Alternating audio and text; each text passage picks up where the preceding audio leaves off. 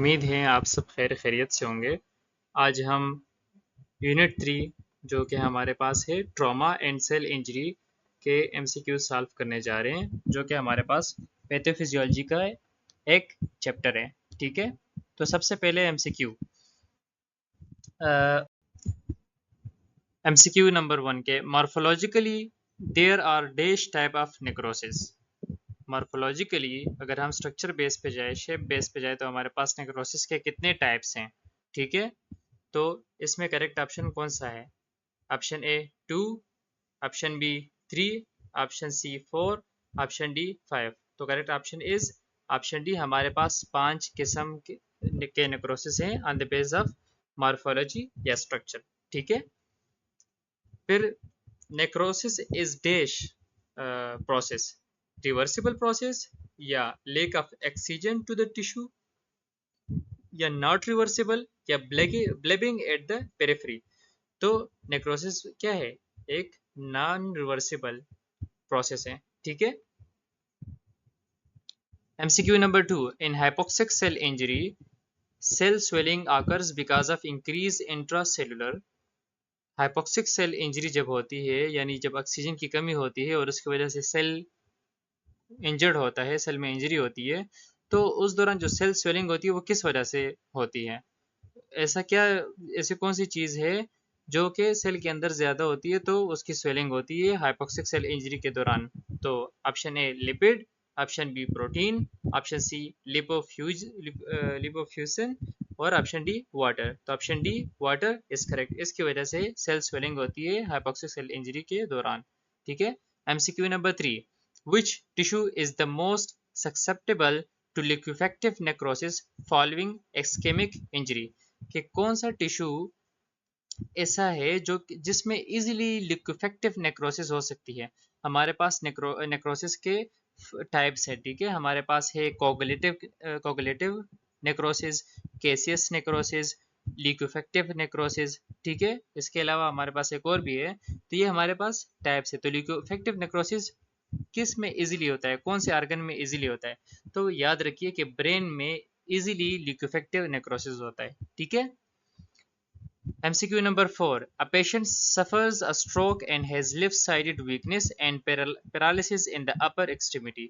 एक पेशेंट है, उसको स्ट्रोक हो गया है ब्रेन में ना, और उसकी जो है लेफ्ट साइड बॉडी है ना वो वीकन हो गया है, वीकनेस हो गई है वहाँ पे, वो उसको मूव नहीं कर पा रहा है, पैरालिसिस हो गई है। ठीक है, फालिज हो गया है। The type of necrosis associated with a well developed infarct of the brain. तो यहाँ पर ब्रेन का जिक्र आया है और टाइप ऑफ नेक्रोसिस का जिक्र आया है, तो हमारे पास कौन सा ठीक होगा? Option C liquefactive necrosis. Brain में नेक्रोसिस का जब भी जिक्र होगा तो ऑप्शन सी, यानी जिस ऑप्शन पे भी लिक्विफेक्टिव मौजूद होगा तो वही ऑप्शन ठीक होगा। ठीक है, MCQ number 5, कोआगुलेटिव necrosis usually results from कोआगुलेटिव necrosis किस वजह से होती है हमारे पास? ठीक है, तो ऑप्शन ए एब्सेस फॉर्मेशन, या इस्कीमिया की वजह से, या ट्रॉमा की वजह से, या ट्यूबरकुलोसिस की वजह से, या फिर लिकोफेक्टिव नेक्रोसिस की वजह से। तो याद रखिए कि कोआगुलेटिव नेक्रोसिस एक कॉमन नेक्रोसिस है, ये बहुत कॉमन है, और ये मेनली इस्कीमिया की वजह से होती है। किस वजह से? इस्कीमिया। ये कहीं पे भी किसी भी आर्गन में हो सकती है सिवाय ब्रेन के। हाँ, बाकी ज़्यादातर ऑर्गन्स में ये होती है। ब्रेन में लिक्विफेक्टिव नेक्रोसिस होता है और ये मेनली इस्कीमिया की वजह से होता है। ठीक है, अच्छा, caseous necrosis is characterise morphologically by. Caseous necrosis हम किस तरह पहचान सकते हैं, उसका स्ट्रक्चर कैसा होता है? ठीक है, तो option A preservation of tissue outlines, के उसके जो टिश्यू के जो बाहर दायरे होंगे, मतलब जो बाउंड्री होगी टिश्यू की जहाँ पे नेक्रोसिस हुआ होगा, तो वो ठीक होगा, वो प्रिजर्व होगा, वो बाउंड्री उसकी प्रिजर्व रहेगी टिश्यू की। या फिर option B semi solid semi liquid consistency, के उसकी जो कंसिस्टेंसी है ना मॉर्फोलॉजिकली वो सीमी लिक्विड दिखेगा हमें। ठीक है, और या फिर ऑप्शन सी एमोर्फस या चीजी अपेयरेंस, और ऑप्शन डी बेजोफिलिया। तो इसमें कौन सा ऑप्शन करेक्ट है? केसिस नेक्रोसिस मेनली हमारे पास किस में होता है? टीबी में होता है। ठीक है, टीबी टीबी डिजीज में देखने को मिलता है। ठीक है, केसिस नेक्रोसिस। और इसका अपेयरेंस किस तरह होता है, किस तरह दिखता है? ये बिल्कुल चीजी अपेयरेंस, किस तरह? चीजी अपेयरेंस। ठीक है, ये याद रखिए आप। ठीक है,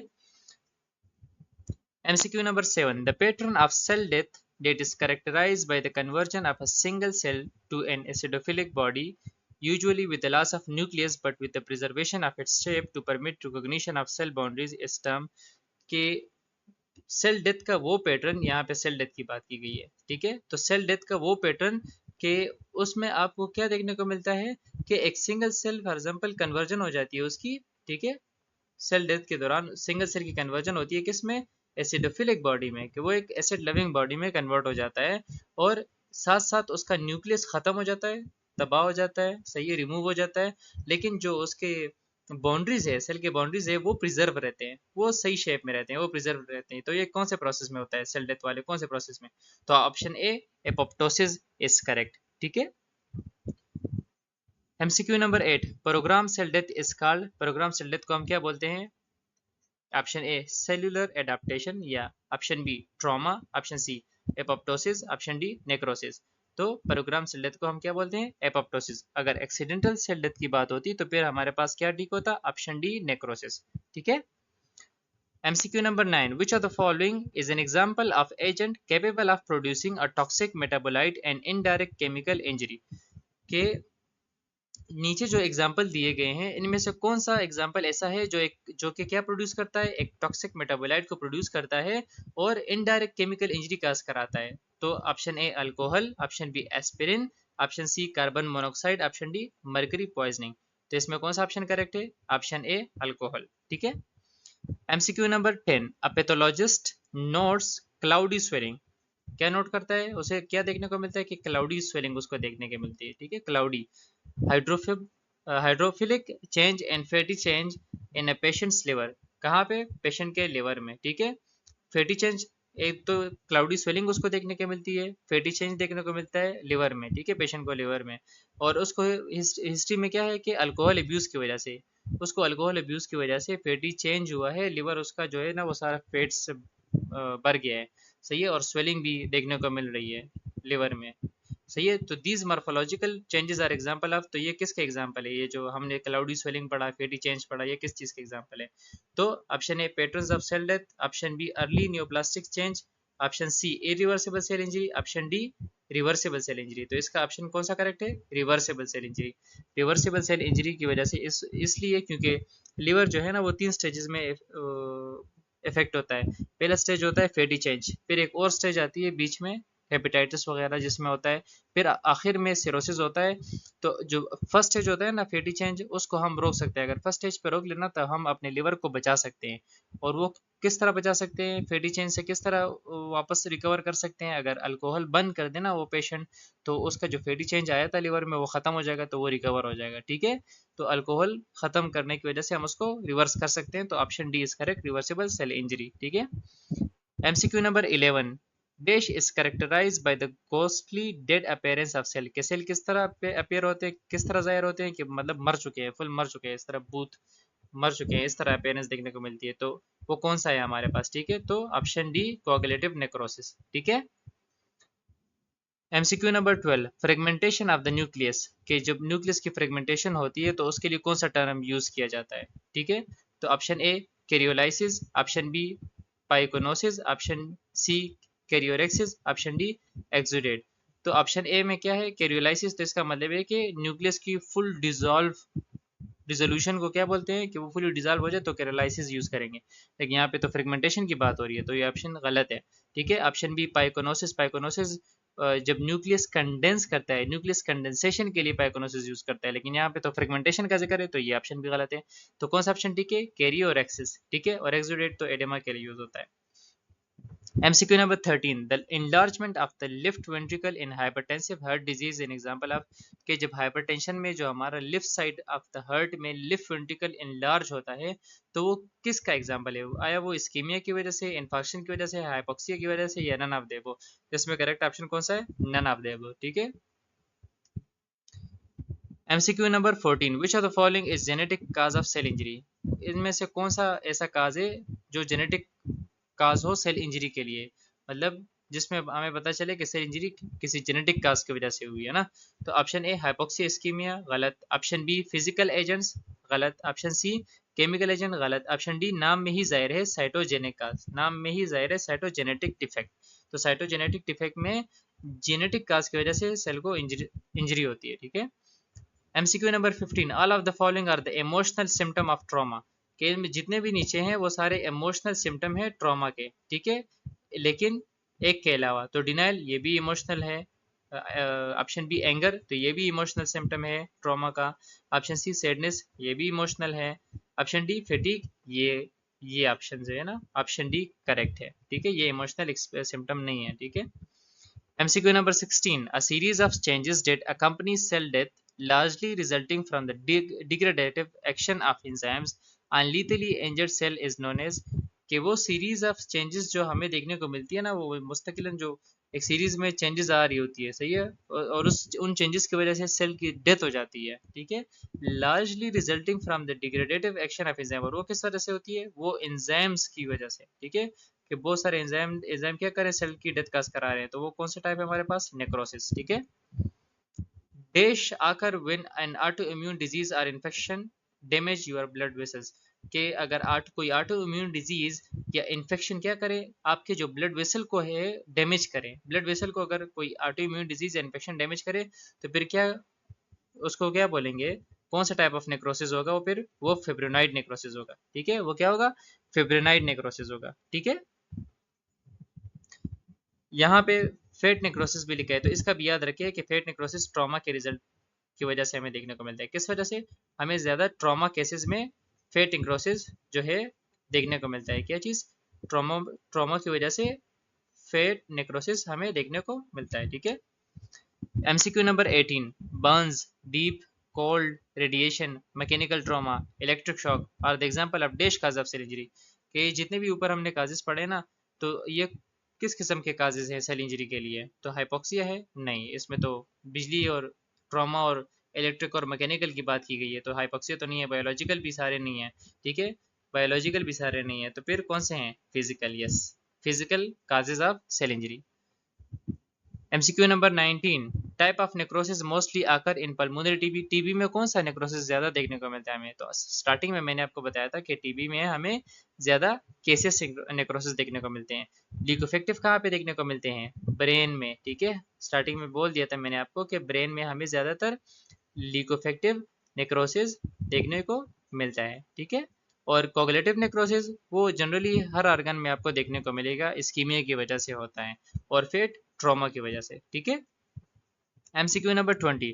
the major mechanism of damage to plasma membrane in ischemia, की इस्कीमिया, जब इस्कीमिया होती है, ऑक्सीजन की कमी होती है ब्लड में, तो उसमें उसकी वजह से जब प्लाज्मा मेम्ब्रेन फुल डैमेज हो जाता है, तो कौन सा मैकेनिज्म इन्वॉल्व होता है कि प्लाज्मा मेम्ब्रेन इस्कीमिया की वजह से डैमेज होता है, तो कौन सा मैकेनिज्म इन्वॉल्व होता है, ऑप्शन ए रिड्यूस इंट्रासेलुलर पीएच, के अंदर जो पीएच है सेल का वो रिड्यूस हो जाए, इस वजह से तबाह बर्बाद हो जाता है उसका जो प्लाज्मा मेम्ब्रेन है, या फिर ऑप्शन बी के increase intracellular accumulation of sodium, के अंदर सोडियम बहुत ज्यादा हो जाता है तो उसकी वजह से, या option C increase calcium ion in the cytosol, के कैल्शियम आयन जब ज्यादा होते हैं साइटोसोल में तो उस वजह से, या option D reduce aerobic respiration, के एरोबिक रेस्पिरेशन कम हो जाते हैं तो इस वजह से प्लाज्मा मेम्ब्रेन तबाह हो जाता है, तो इसमें कौन सा ऑप्शन करेक्ट है, ऑप्शन सी, ठीक है।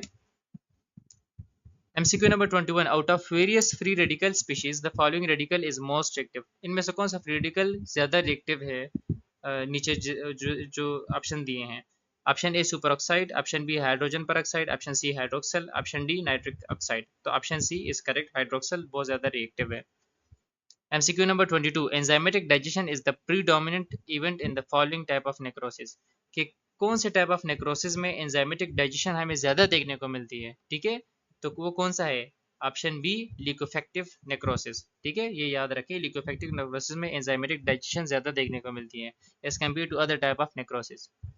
MCQ number 23. Diabetic foot is an example of, के डायबिटिक फुट कौन से गैंग्रीन का एग्जाम्पल है, ड्राई गैंग्रीन का, वेट गैंग्रीन का, गैस गैंग्रीन का, या नेक्रोटाइजिंग इन्फ्लेमेशन का, ठीक है, तो ऑप्शन बी इज करेक्ट, ये वेट गैंग्रीन का एग्जाम्पल है। MCQ number 24. In atrophy the sales are, atrophy में क्या होता है, सेल्स डेड हो जाते हैं, श्रंकन हो जाते हैं, साइज में मतलब रिड्यूस हो जाते हैं, या फिर इरिवर्सिबल इंजरी सेल्स, या रिवर्सिबल इंजर सेल के, ये रिवर्सिबल है या इरिवर्सिबल है, तो option B is correct, shrunken cell, atrophy में साइज रिड्यूस श्रंक हो जाते हैं सेल, सही है। MCQ number 25. Apoptosis has the following features, apoptosis में हमें फॉलोइंग कैरेक्टरिस्टिक देखने को मिलते हैं सिवाय एक के, तो एपोप्टोसिस में क्या होता है, सेल श्रिंक करता है, हाँ ये ठीक है, there are no acute inflammatory cell surrounding apoptosis, ये भी ठीक है, there may be single cell loss और इफेक्ट क्लस्टर ऑफ सेल, या तो एक सिंगल सेल को इफेक्ट करेंगे या पूरे जमघटे को इफेक्ट करेंगे, तो ये भी ठीक है। Apoptosis in seen in pathological process वाली ये गलत है, तो ये ऑप्शन पे ठीक हो गया ना, एक्सेप्ट दिस बाकी सारे ठीक है, ठीक है। क्योंकि एपोप्टोसिस सिर्फ पैथोलॉजिकल प्रोसेस में देखने को नहीं मिलता, बल्कि आपको फिजियोलॉजिकल प्रोसेस में भी देखने को मिलता है, ठीक है। नॉर्मल जो फिजियोलॉजिकल प्रोसेस को रेगुलेट करना हुआ तो उस केस में भी आपको एपोप्टोसिस देखने को मिलता है। लेकिन अगर नेक्रोसिस की बात होती तो हाँ, नेक्रोसिस सिर्फ पैथोलॉजिकल प्रोसेस में देखने को मिलता है। MCQ number 26, the action of putrescent bacteria on necrotic tissue result in कि प्यूट्रिफेक्टिव बैक्टीरिया नेक्रोटिक टिश्यू पे अगर एक्ट करते हैं तो उसकी वजह से फिर क्या देखने को मिलते हैं आपको, ठीक है।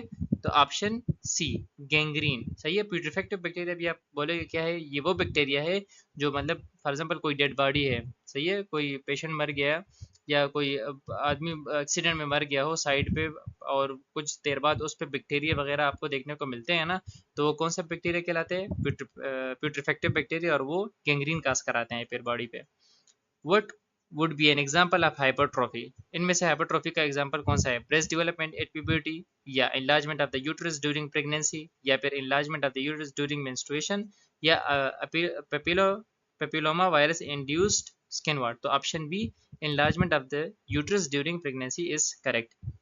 MCQ number 28, all of the following are features of apoptosis except, बाकी सारे apoptosis के फीचर है सिवाय एक के, तो हाँ option B chromatin condensation, chromatin condense होता है, ठीक है। साइटोप्लाज्मिक ब्लेब्स बनते हैं, ये भी ठीक है। लेक ऑफ इन्फ्लेमेशन होता है, ये भी ठीक है, लेकिन सेल की स्वेलिंग नहीं होती है apoptosis में, ठीक है। MCQ number 29, irreversible cell injury is characterized by कि इरिवर्सिबल जो सेल इंजरी होती है ना, उसको आप किस तरह करेक्टराइज पहचान सकते हो, ठीक है। तो option D is correct, cell membrane defect, कि जो इरिवर्सिबल सेल इंजरी होती है ना, मतलब वहाँ पे सेल की रिपेयर मतलब बस बिल्कुल खत्म हो जाती है, वहाँ से कोई चांस ही नहीं है वापस रिपेयर होने का या रिवर्सिबल होने का। तो वो तब होता है जब सेल मेम्ब्रेन या प्लाज्मा मेम्ब्रेन डिफेक्ट हो जाए, खत्म हो जाए, डिजॉल्व हो जाए, ठीक है। तो option D is correct.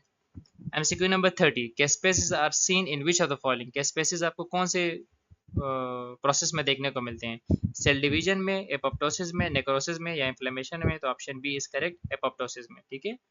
Thank you, बस ये यहाँ तक था, इतने MCQs इंपॉर्टेंट लगे इस चैप्टर में। अगर और MCQs इंपॉर्टेंट लगे फिर आगे और कंसेप्ट को क्लियर करने के लिए प्रैक्टिस करने हुए, तो इंशाल्लाह अगली वीडियो उस पर बनाएंगे, ठीक है।